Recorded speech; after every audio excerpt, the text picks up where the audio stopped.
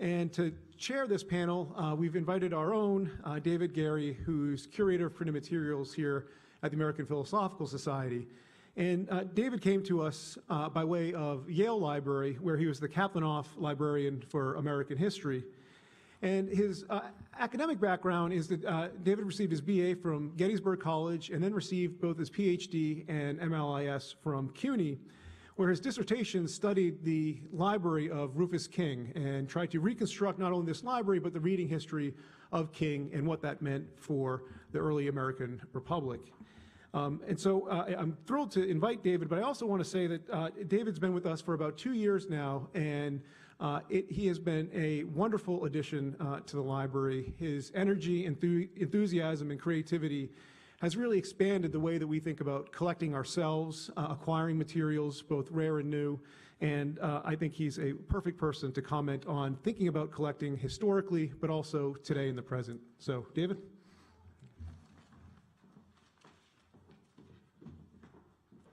Welcome, everyone, and thank you, Patrick, for those kind words. So I'm just going to start off by introducing all of our panelists, and then they'll go up afterwards. So I'm going to start with Katy Mathuews, who is the head of Collections Assessment and Access at Ohio University Libraries in Athens, Ohio. Katy serves as the Vice President, President-elect of the Academic Library Association of Ohio. And Katy is also a doctoral candidate in higher education at Ohio University. Her scholarly work focuses on academic library assessment, library outreach, and social justice issues in higher education, including working students' experiences with time poverty. Next is Lena Dennis, who is the cartographic assistant at Harvard Map Collection. She's a graduate of Simmons College in Library Science and of the Courtauld Institute of Art and Art History Graduate Studies and of Johns Hopkins University. She's currently working on an exhibition showing how mapping food sources influenced American territorial boundaries from the colonies to the Cold War.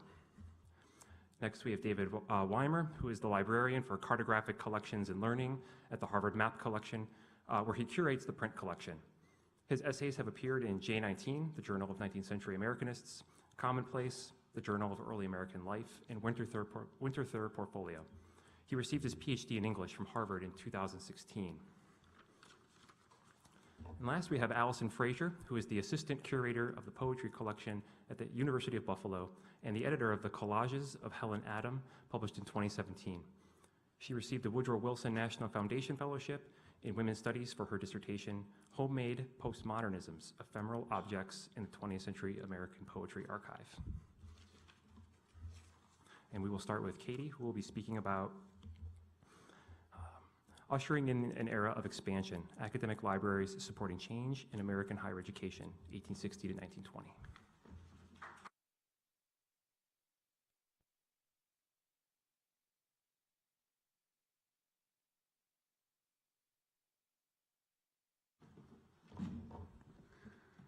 Hello, thank you for having me today. I always wonder if you can see me when I stand behind a podium. So today I'm going to have just a casual conversation with you because I'm very mindful of the no more than 10 minutes that I have. So I'm going to talk to you about a very loosely defined turn of the century time period here, so 1860 to 1920, sort of mirroring the trajectories of some major changes in higher education and how academic libraries adapted to those changes. So let's get right to it. Just a brief note about Colonial College libraries. I wrote a bit about it in the paper, don't want to talk much about it here. We had about 9 by 1792 Colonial College libraries in the US, and their collections were very small, typically comprised of private donations, and this was okay for their purposes. This is classic liberal arts education. Typically, the pedagogy was lecture and recitation based, so there wasn't a need for a large breadth and depth for the curriculum that they were practicing at the time. However, in the period of 1860 to 1920, American higher education experienced a lot of changes, and I want to just highlight some of those for you. We have a joke in higher education studies that everything leads back to the Morrill Land Grant Act of 1862, so that's where I will start this story. So the Land Grant Act offered 30,000 acres of land per state representative. And so the purpose of this was to open access to higher education to what they were referring to as the industrial class of the time, and sort of broadening the curriculum to not just the liberal arts, but practical studies as well, mechanical arts, agriculture, among many, many other subjects. And then also another impetus for this was to help encourage economic growth and development in the country at the time.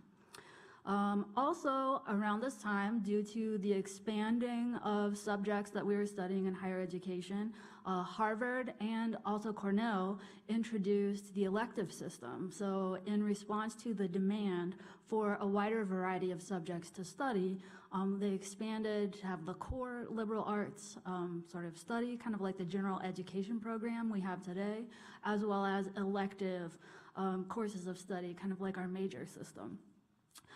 Also around this time, in this time period, Johns Hopkins University introduced a really targeted research approach to higher education in this country.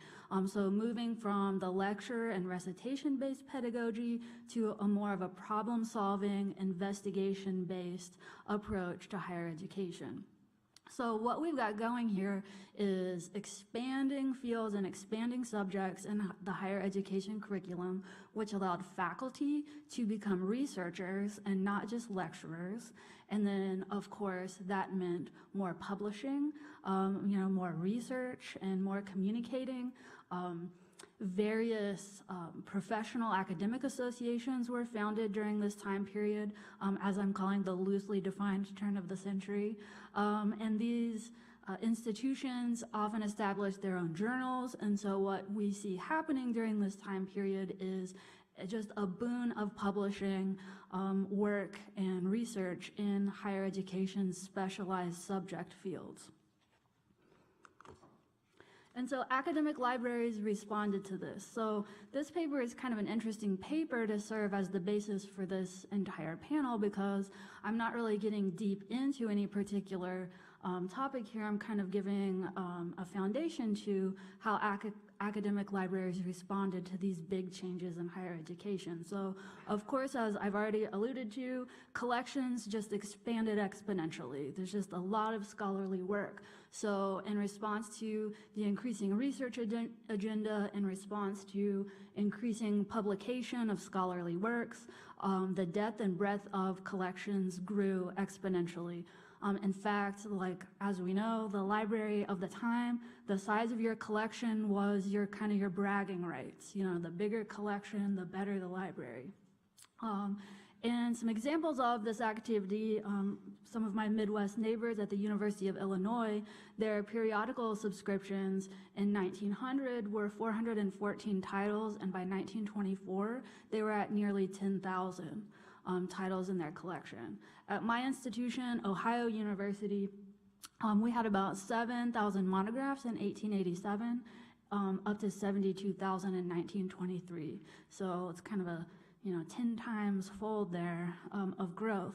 So we have exponential growth, and because I am an economist, I will show you a graph. But this just shows exponential growth of Ohio University's monograph collection a little bit before and after the time period that I'm speaking of, but that line just keeps getting steeper and steeper as we go into the future. And when I proposed the paper and wrote the paper, I didn't know yet that the panel would be so focused on collections. So I wanted to take just a little more time to focus on maybe what would I have included in the paper had I known how it would be paired up. So we got exponential growth of collections.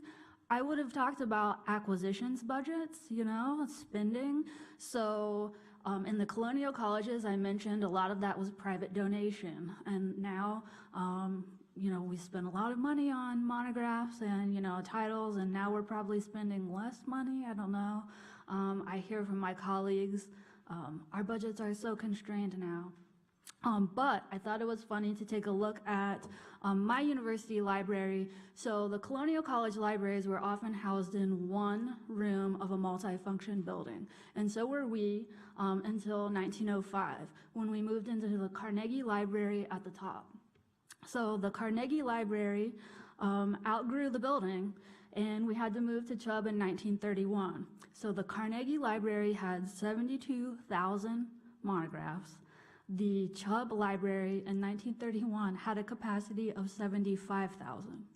So we soon moved again, right, to Alden Library, which is currently where I work. We just built the middle part in the late 1960s with a capacity of 800,000 titles, or volumes, I should say.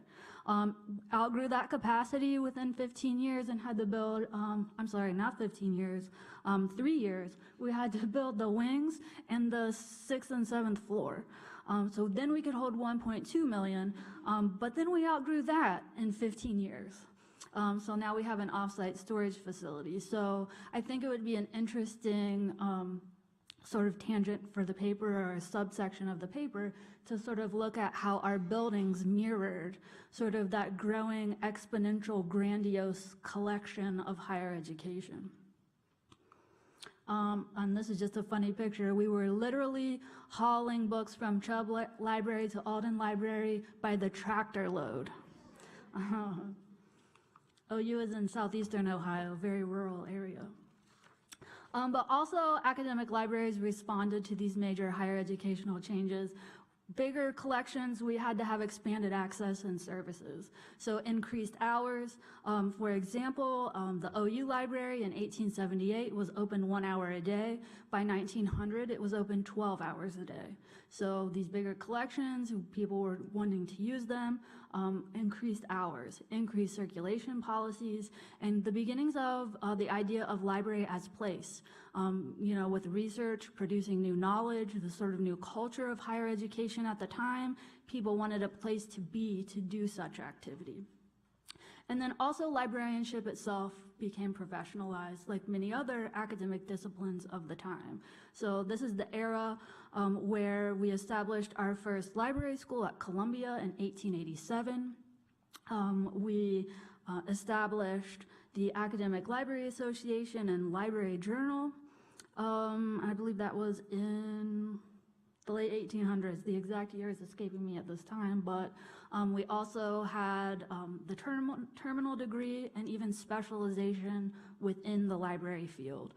So one of the phrases that I say in the paper, I think it's interesting to look at the past and into the future, because I think a lot of my colleagues now, certainly my whole career, have been like, how are we going to respond to libraries in the digital world? And my response is, we're going to keep doing what we've always done and be the flexible yet steadfast foundation of American higher education. So I think we will be just fine.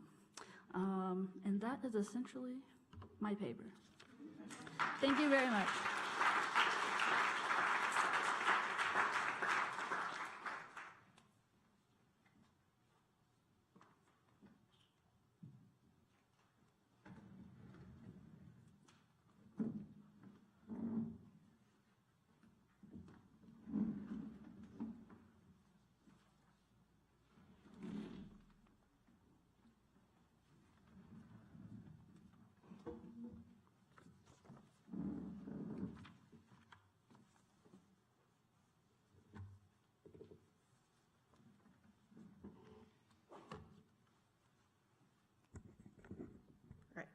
So, thank you, Katy, for giving that introduction, because it saved me a lot of work, actually. Her paper even more so than although I enjoyed the tractor photo.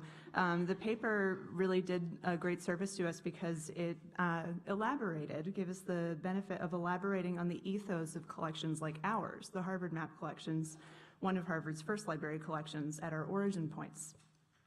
So from that overview, as well as from our history that you've read about in the paper, you know that the standard of what makes a public library, public in quotes, has changed significantly in the past 200 years. Collecting practices in the early days of the Republic favored its most privileged citizens, which is not news to anyone, I think, the educated and land-owning white men who were part of the elite networks synonymous with public in those times. And of course, many of them were Harvard men. And the values of these stakeholders were translated into the values that are ascribed including to the maps in our collection, one of them being their utility as reference and research tools, and another as their worth as desired objects in a global market. And that also links nicely in this panel to Alison's analysis of how institutional collecting can define and create market value. These values continue to inform collecting today, our collecting, for the practical reason that they are still what people seek from a map collection whose materials span from incunabuli to LiDAR data. The value that we also want to ascribe today, a third one, seems to gain importance with every passing day, and that is of ethical responsibility. Since we are librarians, we aggregate, preserve, and disseminate information, and we have our own imperatives when doing so in collecting new materials. But we have a question that we think opens up from all three of these papers and into the larger theme of this conference, which is how can our practices bring together our ethical responsibilities with a more expansive idea of the public that we serve? And doing so at a collection like ours necessitates grappling with the difficult legacy of what is already in our collection. As you might have read, our founders had a very different understanding, not only of words like public, but also of concepts like oppression, tyranny, colonialism.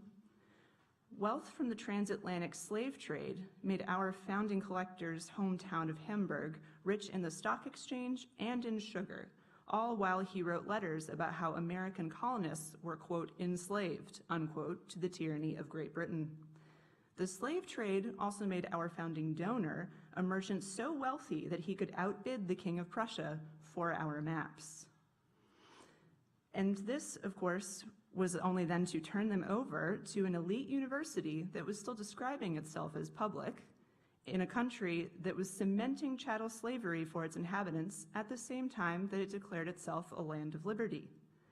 With these tensions in our past, how do we serve our institutional home and patrons while also adapting our practices to be more authentically public and decolonizing? It's great to see you all here. It's an interesting day to be alive. But as Lena said, one of the things that we're really trying to do with this paper and the exhibition and symposium we're having next month related to the 200th anniversary of the map collection at Harvard is, in one level, trying to really connect it to a larger history of slavery and of capitalism, showing how we're implicated in that story, and also highlight the kind of network of individuals and objects that coalesce into the collection that we have. And I think that connects to a lot of different papers that are happening at this conference. And I think what Lena and I are trying to do is kind of frame two questions to hopefully open up throughout the next few days into some conversations. And a lot of them are based on these networks, and so kind of networks that define value that Lena's talking about, and I'm just going to mention kind of networks that are promoting and creating and defining what access will be. And as in the later parts of the paper, one of the things we talk about is how rhetorically Harvard is presenting its library as public, even if de facto it's kind of closed to people that are local to Cambridge or to people that have graduated from some kind of theological seminary.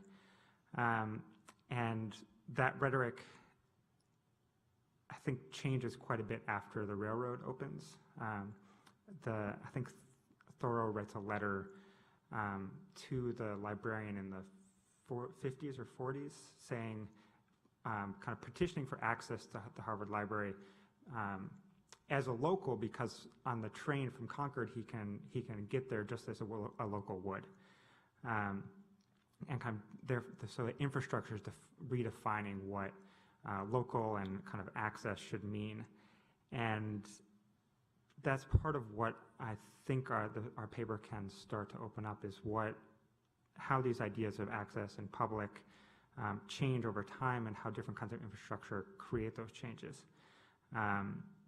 So that when we're talking about digital tools that are redefining subsets of access and kind of redefining what you're giving access to, putting that into a larger history of libraries like ours that are constantly thinking about what and kind of pitching themselves as providing access to a larger public. And I was struck with the papers in the panel. I'll say next panel, although it's tomorrow morning, that are all talking about libraries that are subsets of larger institutions or larger libraries that have a very different idea of what their values are and the access to them should be. And that, I think, offers a through line with what we're talking about, which is how libraries within libraries provide different kinds of access and allow a kind of flexibility that I think might be interesting to talk more about as a group. And for someone like Christoph Ebeling that we talk about in the paper, that he's constantly searching for access, and the digital revolution would have been quite a boon for him. He would have had to write many fewer letters. But at the same time, he then wouldn't have created the collection that he created, and we would be much worse off for it. So it can cut both ways in that respect, so that the kind of material collection of objects that offers a great boon for material historians would not be available in that different kind of set of conditions for infrastructure.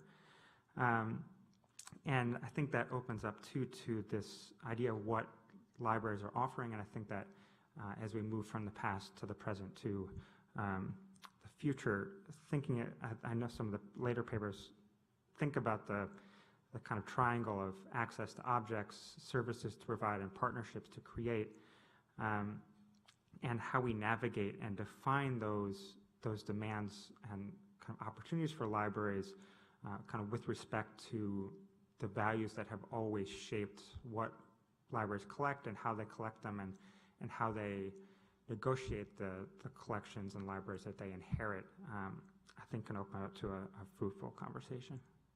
Thanks.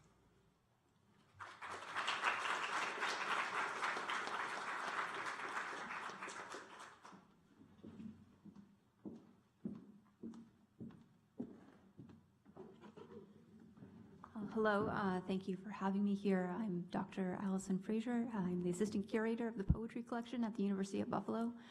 Before I begin, how many people have heard of the poetry collection? Oh, good. I was all ready to say, as Dr. Rose reminded us a few minutes ago, nobody reads modernist poetry, so I guess not. So I'm really delighted to talk to you all about the beginning of literary archives in the 20th century, and specifically as that relates to the poetry collection.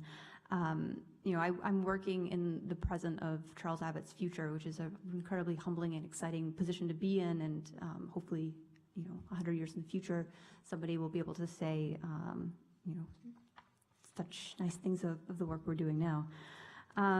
So in the late 1930s, the University of Buffalo had started its new College of Arts and Sciences. It had been initially a medical college. And so part of the push towards being a liberal arts institution, it decided it needed a library, and it was given a great donation by a local donor, Thomas Lockwood, who donated his rare books and then also money to make this new space. And they invited a young professor of English, Charles Abbott, to be its first director. And Abbott was given the task to create for the library an area of distinction for which Buffalo could be known. And he knew better than to try to collect against the great rare book collectors at the time, such as Henry Folger or Huntington. And he was also a poet, and so he was thinking about both finances and his own personal interests and what the future scholar and student might find valuable that we weren't currently collecting. And he decided that he wanted to collect modern, contemporary poetry. His idea was incredibly simple. As he writes it, every day hundreds of worksheets were tossed into the wastebasket and the fire. Why not ask for them? So this is exactly what he did. He asked for the contents of poets' wastebaskets. At the beginning, even Abbott didn't know exactly what it was that he wanted to collect. He writes in 1942 with the perspective of 5-some years of wisdom. We know now, as we did not know when we began, what constitutes the ideal manuscript. If anybody here can tell me what the ideal manuscript is, I'd love to know. But what I find interesting about studying the history of this collection and Abbott's thought in his curatorial policies is how flexible, which is a word we've recently heard, how flexible he was in thinking through his goals and what would be useful in the future. So basically what he did was he wrote American and British poets letters asking them for their manuscript drafts. First, he just wanted a representative sample. He wasn't looking at full collections like we do now. And then later he did start to realize around the time that he was offered a manuscript collection that perhaps the scholar of the future would indeed need a more full sense of the poet's body of work than was currently provided by these worksheets. It's interesting looking at the letters, these early letters that he was sending out when, again, nobody was asking for this material. A lot of poets responded, I don't have that, I throw it away. I'll let you know if I write something else, I'll send that. Some poets wrote back later, I don't have that, I don't know what you're talking about. And then, 5 years later, this is what Lorraine Niedecker told him, said, oh, look, I found this thing, I think you'll like it. And she sent him a five draft version of I Rose from Marshmud, which is one of her best known, best loved poems. So the development of the poetry collection makes an important case study in terms of the development of the 20th century literary archive for a lot of reasons, but especially in terms of its adaptability as we face new challenges in the 21st century concerning collection, access, and preservation.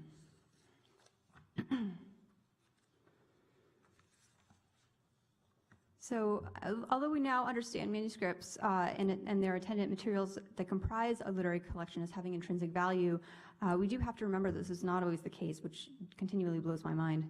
Mary Barnard, who was the first curator of the poetry collection and a poet and translator, remembered in her memoir, we were asking for the papers that would have otherwise gone into the trash basket. The idea that it was a part of a university's business to collect materials for research into the work of modern poets was as strange, not to say scandalous, to most American professors, including those at the UB campus, as it was to the British. So in my paper, I relate a little joke that was made at Abbott's expense that was published in Punch, which is probably his most public flogging. But he does indeed quote directly this anonymous writer from the boilerplate letters that Abbott would send out.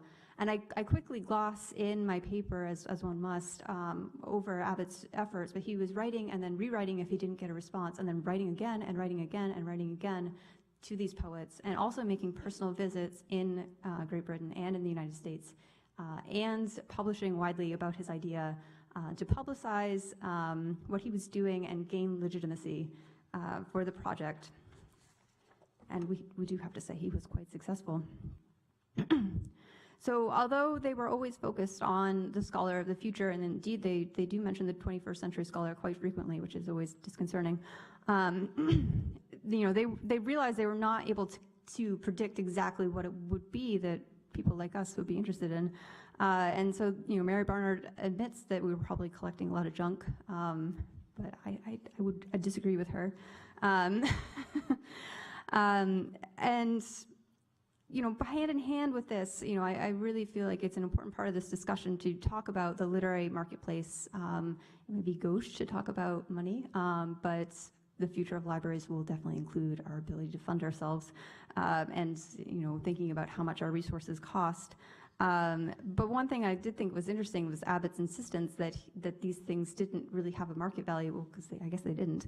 And that most poets didn't actually say, no, I don't want you to have my manuscripts, I want you to pay for them. Most people who refused him said that they didn't want their secrets revealed, or they were embarrassed by their draft outputs. But as Abbott notes, which I quote at length in my paper, that there was no literary marketplace for the entire manuscript collection. And one other piece that goes hand in hand with this developing commerce around manuscripts is the time period that we're talking about which is during World War II. So some people would promise their papers, and some people, like Mrs. Yates, as Abbott writes, says she is unwilling to send her manuscripts of her husband across submarine-infested seas. So we also have to think about the context of the war. Bertrand Rhoda, who's a bookseller in London, who I quote here as helping usher in the Dylan Thomas collection to the poetry collection. He later, from his offices, he volunteers for the war effort, and then the offices were later bombed. And there's this harrowing form letter that they sent all their customers that said, we have been bombed, the top floors are on fire, there are no casualties, we're gonna send your books really fast though. I'm like, guys, take a break. But all of this is going on. One of the collections one of the parts of our James Joyce collection that I find really powerful in thinking about the war and its impact on collecting and libraries at this point is James Joyce's Paris library. So Joyce fled Paris when the Nazis invaded, and his friend Paul Heel, at great personal risk, packed it up and rescued it. Leon was a Jew, and shortly thereafter he was murdered in a concentration camp.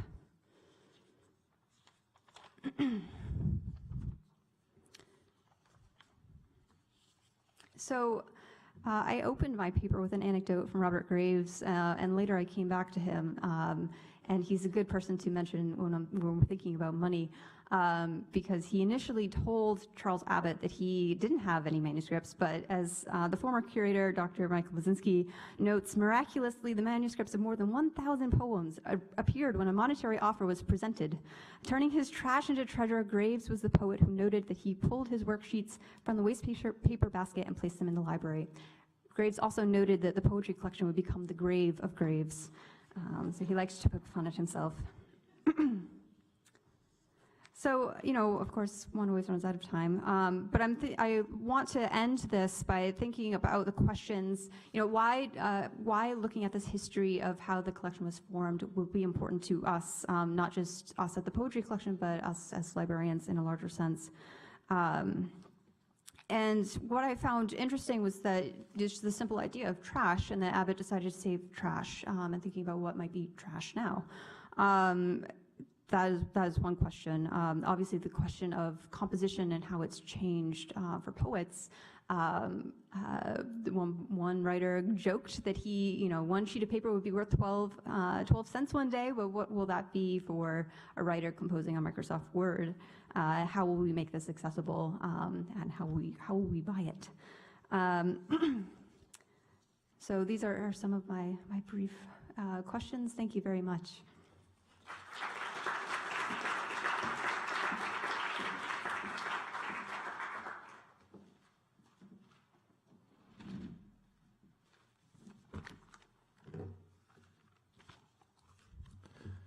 I want to thank the speakers of both the previous panel and this panel for offering us an opportunity to think about the use and gathering of materials to answer questions and create new knowledge. I think it's safe to say that this is the foundational role of the library.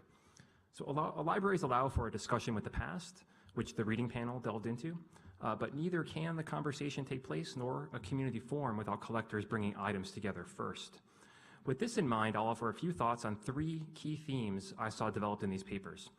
The first one is the need for strong networks of people, capital, and institutions. The second one is the importance of movement. And three is money, or, as a bookseller I work with likes to remind me when I tell him about the history of donations to the American Philosophical Society, he says, "David, you can't build a complete collection on donations alone." I can imagine Bernard Mandeville silently nodding in acceptance to the beautiful conversions of self-interest and public benefit laced into that comment. But I digress. So I think the first thing I'd like to point out is that I did not mention individuals. The heroic, eccentric collector makes for a good narrative but masks the truth. Yes, some individuals like Abeling and Edward Everett provide the initial energy or vision for a collection, but it takes a network to build something substantial. This is one of the key takeaways from James Delbourgo's outstanding new book, Collecting the World, Hans Sloane and the Origins of the British Museum. Delbourgo reminds us that it was deep networks that reached into indigenous communities that brought back some of his most prized objects.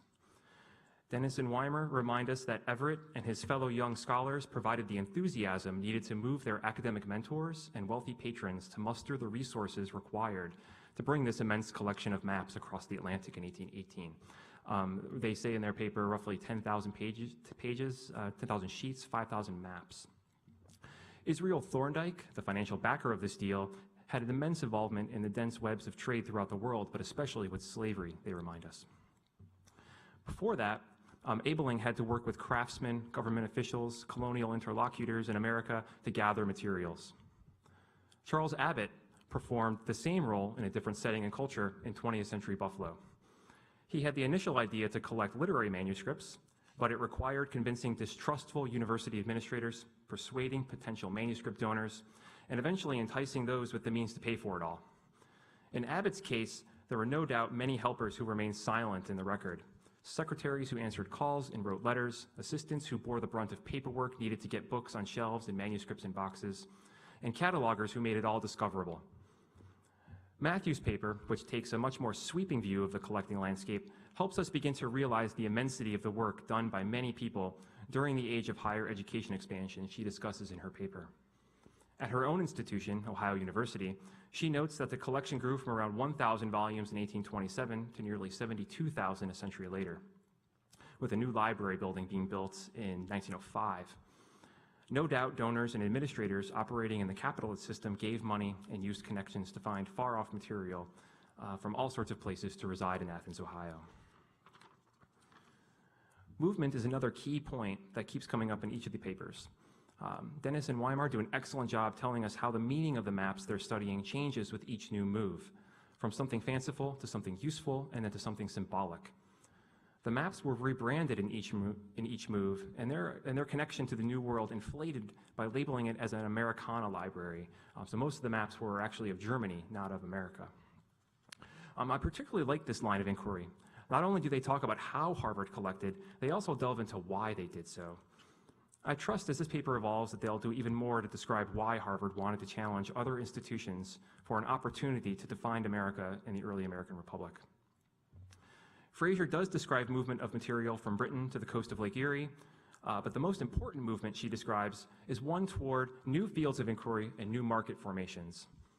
In this way, Denis, Weimer, and Fraser are studying origins, identity through maps, and a new way to understand literature through waste paper scraps. I hope to learn more about the why of the poetry collection's formation. Mathuews describes movement toward greater access, greater curricular diversity, and increased research requirements for both faculty and students during the period she's looking at. These greater cultural movements would make the library a more central place on the college and university campuses after the Civil War. But here, her sweeping view of vast movements darts by a little too quickly. I'd like to understand how those movements played out through case studies. For example, the Morrill Act land-grant colleges at the start of her story. These were different types of institutions according to Mathuews, but how were their libraries and collecting habits different than the other institutions at the time? Did this movement toward practical learning have a backlash toward book learning? Lastly, but not least, is the issue of money. The question that these papers brings up seems to be, does the market corrupt a collection? Do we need to have a greater reckoning with the origins of our print and manuscript collections in this country? Denis and Weimer certainly gesture toward this notion, and I'd like to hear more about this claim. Does a link to slavery in any fashion change the meaning of early American book collections? Fraser relates a story that is much less nefarious in its origins, but the Buffalo Poetry Collection led to an unexpected explosion of buying and selling of manuscripts that has altered literary research in drastic ways today. She's right to ask what's next. The selling of Microsoft Word files? I've discovered this at the APS. How does one collect, say, the history of nanotechnology when one doesn't want to hoard a run of journals? For example, it's easy to imagine administrators questioning a high price tag for a thumb drive with important scientific drafts on it. So we're reliving Abbott's problems all over again, and Fraser's case study warns us that we need to be thinking about this. So I'll just end on one more point and a question, and then we'll open it up to the panel to talk, and then to the public to ask more questions. So many of the histories of our libraries and collections were written many years ago. Do you think that we have an obligation to rewrite the history of the origins of our collections in light of new evidence and historiographic trends emerging in the last few decades? I'd love to hear your answers to that questions, and then we'll open it up to the audience. Thank you.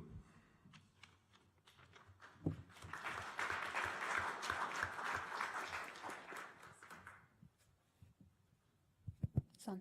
Well, thank you for that really interesting read of our papers, David. I just want to address your statement that we're reliving Abbott's issues all over again. This could not be could not be more true. My sense when I was going through his archive was that we're dealing with the same problems. The more things change, the more they stay the same. Before she moved to Buffalo, Mary Barnard met with Iris Berry at MoMA, and Iris Berry told her, this job will be mostly writing letters, keeping the poets happy with a little bit of research. This is exactly it.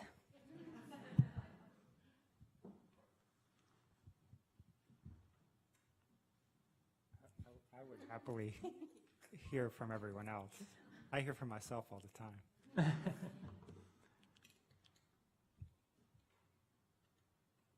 We have a question over there.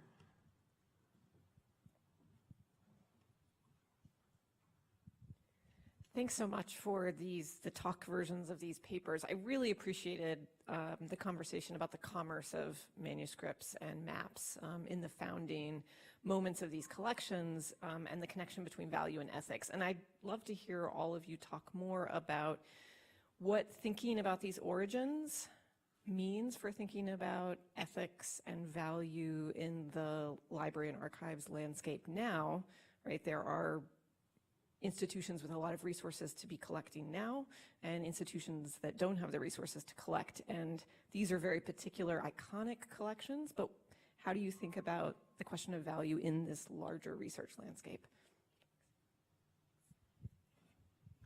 That's a great question. I mean, this is one that's vexed me considerably. So the University at Buffalo, when Abbott founded the collection, was a private university, and in '62 it became part of the SUNY systems, who are now a public university. And I don't need to tell you that we are not, we don't have the purchasing power of other of our peers.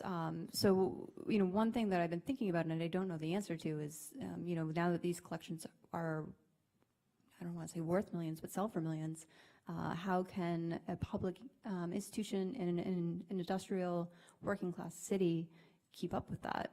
How do we compete? How are we relevant?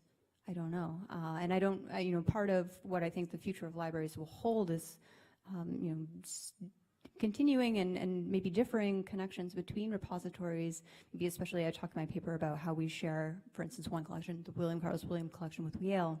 How do we develop partnerships around these collections that are mutually beneficial? But yeah, this question brings up so many other questions, and I really don't know, but it's really interesting to think about. Thank you so much for that question. I made it easy on myself by asking it as if it were rhetorical, but I am really interested in not only the papers that we're going to hear from tomorrow. I threw in the word decolonizing, even though it's not my word and not from my paper, because I can't resist, it's so good. And that paper is such a great paper.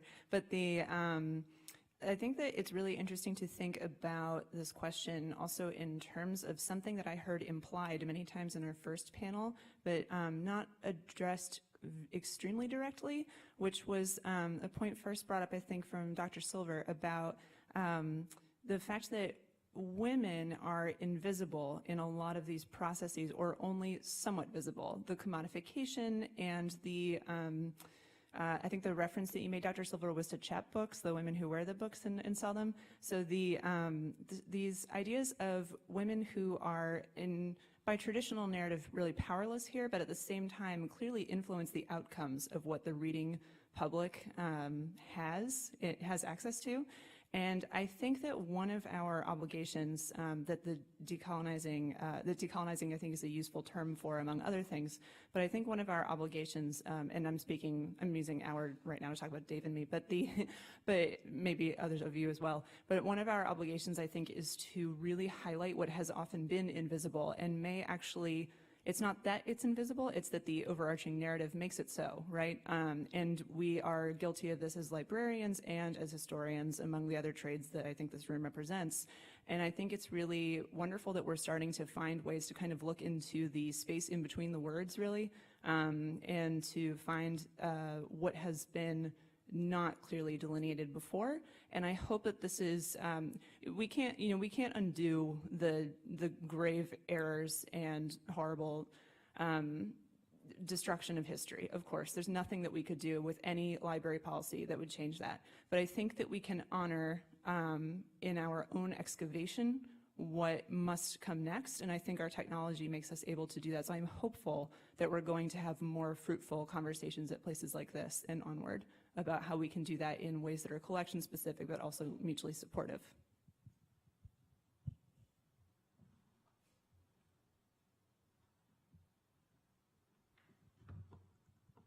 I see a tentative Question right there. question.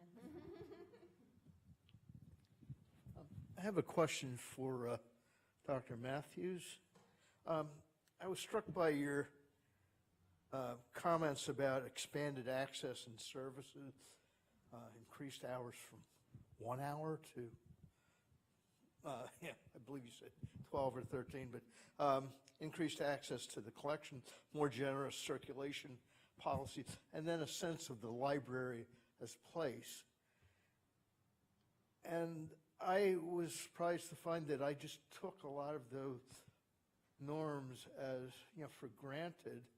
And it made me wonder, for early libraries, both in the colonial period and then in the 19th century, how were early American libraries used? What were they for? Well, I'm certainly not a super duper expert on library history, but in my research for this paper, I found that in a lot of cases, the primary role of the library essentially was to preserve and guard the collection and the archives of the university. So it was very much, the librarian, as it were, typically was a second job of a faculty member. So there were no designated library-focused staff. It was sort of a extra duty of one of the faculty, and truly their job was to guard the collection. So at my institution, it was 1 hour a day. You were allowed to go in for just 1 hour. You were not allowed to leave the library with any materials. You had to use it there within the 1 hour. So it was very much I think in line with the curriculum of the time, because these students weren't writing research papers. It was very much studying singular classic texts with lecture and recitation type of pedagogy.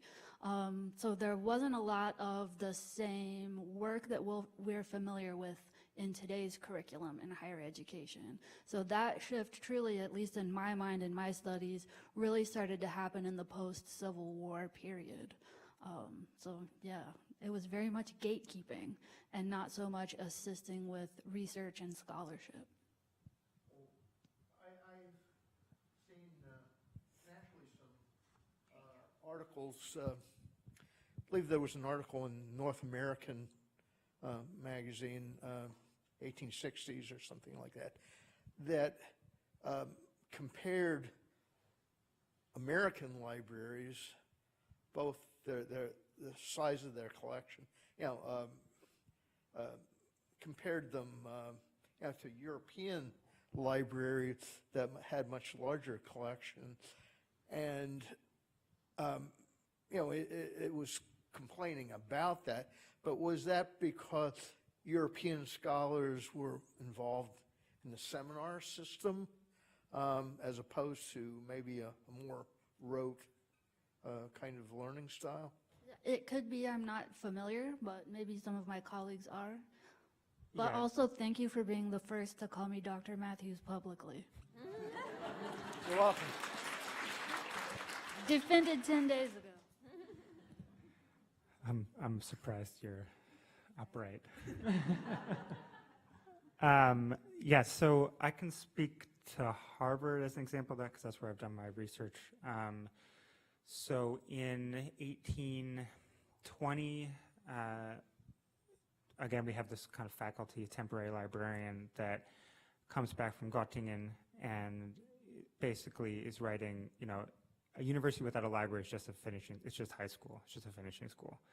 And pejoratively, so he's taking that European model, German model, and trying to bring it back to the US, and Harvard uses this one of the things that we argue here is that Harvard used this gift to really start to pivot toward as a kind of idea of a national public good, and a kind of building into an idea of a more educated citizenry. And so, in a certain sense, people are using the library for the same things they use it now. Like they're doing scholarship that they think is cutting edge and will change the world, and everyone will be better. And less, it's less, like Dr. Mathuews was saying, it's less integrated into the undergraduate curriculum. But Harvard's hours are more expansive than 1 hour a week. I think they were closed for 2 hours at lunch, which sounds pretty nice. And so I think it was like 6 hours a day. And you could I think if you were a faculty member, you could check out 3 books. Circulating was not as robust. They were very worried about losing things. But I think that's even in Europe, one of the reasons you have a private libraries is, and I think a way that's but less true now is for individual scholarship, that like there isn't that kind of institutional support in the late 18th century. And so you need to produce a private library to do that scholarship. So I think the scholarly impetus is not so different. It's just the institutional support that's available. Question over here.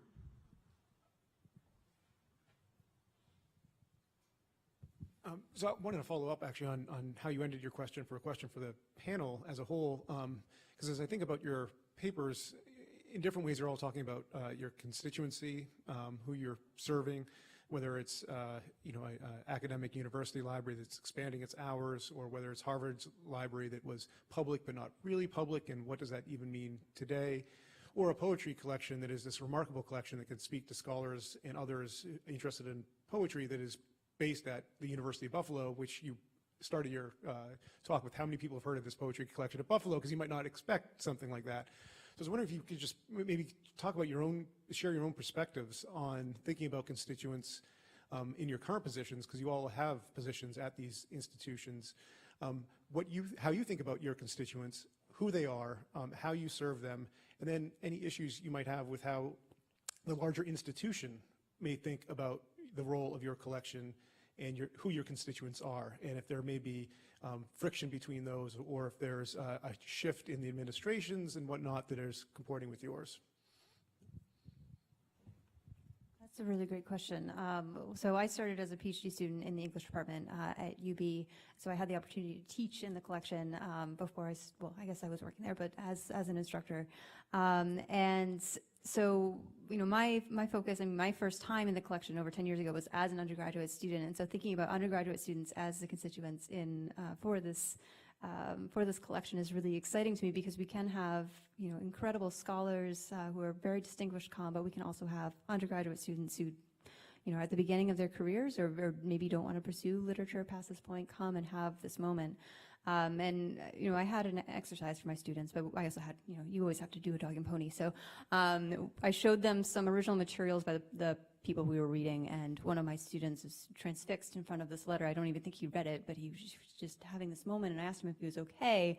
And he was like, did Langston Hughes really write this? And I was like, yeah, this is what we do here. This is what I'm talking about. He's like, but he wrote, and it was a handwritten letter. He wrote this? I'm like, yes.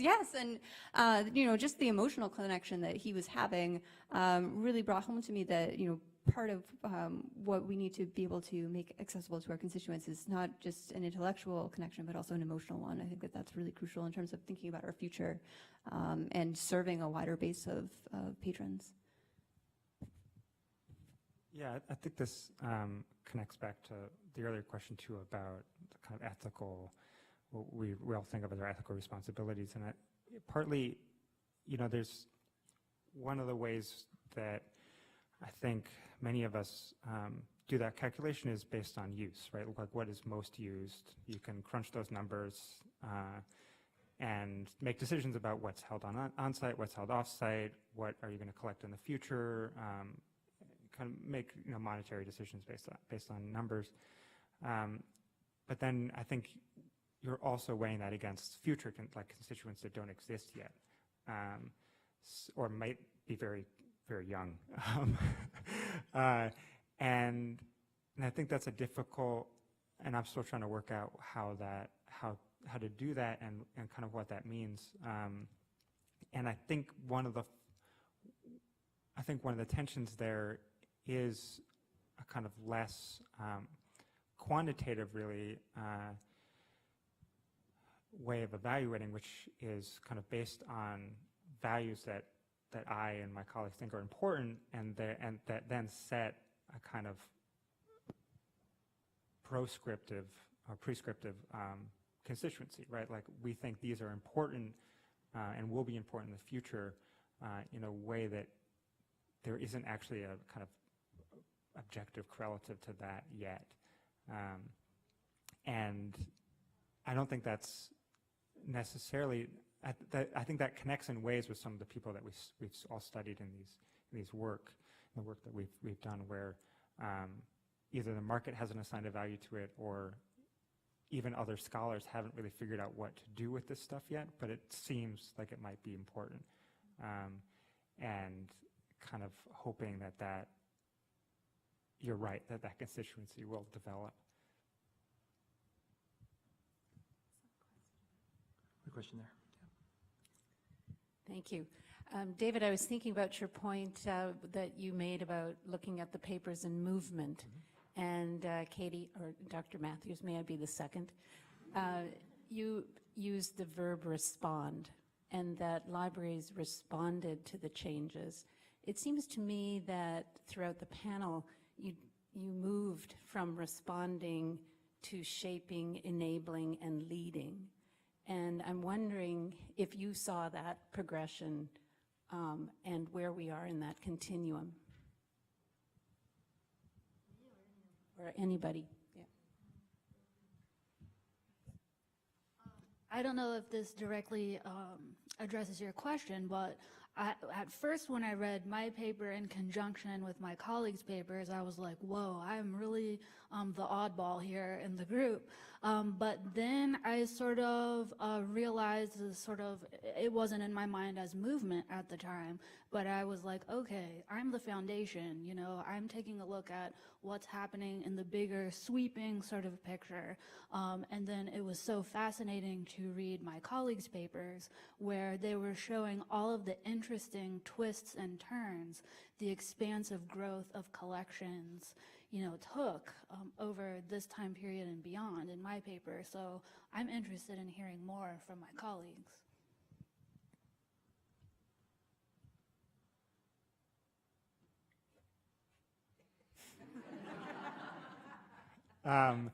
Yeah, I mean, I think we all hope we're making change rather than responding to change to a certain extent.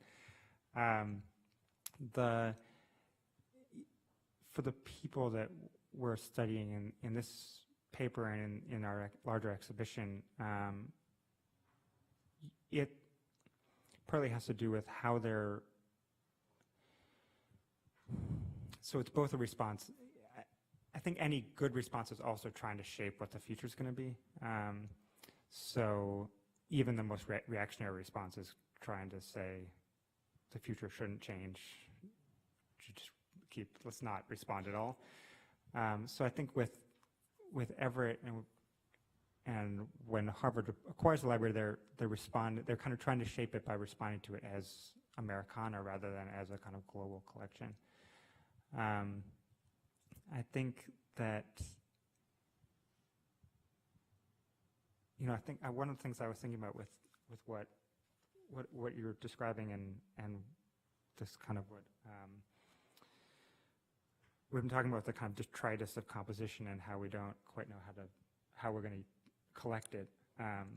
But I think that's one of the ways that we're both responding and shaping at the same time, where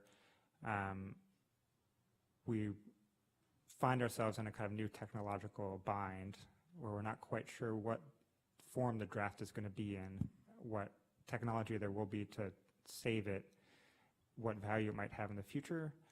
And by responding to those things, we're kind of shaping how that collecting is going to happen in a way that Buffalo in the past did very successfully. And we can only hope to be as successful with. I have nightmares about like interactive maps online, for instance. They're just, it's a real problem for me. But if I'm able to respond to those, I will hopefully shape like some way of collecting those. And yeah, does that, I guess. All right, well, it's 4:30, so I wanted to thank our panelists for answering questions.